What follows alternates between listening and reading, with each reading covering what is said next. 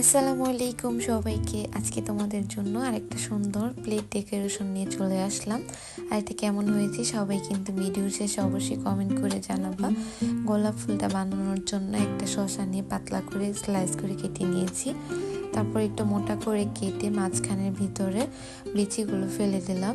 তারপরে এখানে আরেকটা শসা মাঝখান দিয়ে কেটে পাতার জন্য পাতলা পাতলা করে কেটে তারপর আবার এটার মাঝখান থেকে বিচিগুলো ফেলে দুইটা মিলিয়ে একসাথে পাতা তৈরি করে নিব। আর এই গোলাপটা বানানো সহজ। তারপরে একটা শসার উপর আরেকটা রেখে পেঁচিয়ে নিলে কিন্তু গোলাপটা তৈরি হয়ে যাবে। তারপর আমি যেই শসাটা বিচিটা ফেলে দিয়ে গর্ত করে রেখেছিলাম ওইটার ভিতরে এভাবে বসিয়ে দিলে কিন্তু গোলাপটা তৈরি হয়ে যাবে। আমার এই সাইডে একটু ফাঁকা ছিল তাই আমি কয়েকটা পাপড়ি অ্যাড করে দিলাম শসা দিয়ে।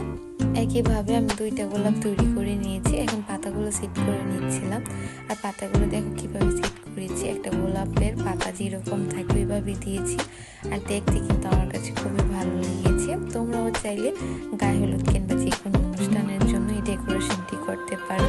আর তোমাদের কাছে কেমন লাগলো সবাই জানাবো। ধন্যবাদ সবাই।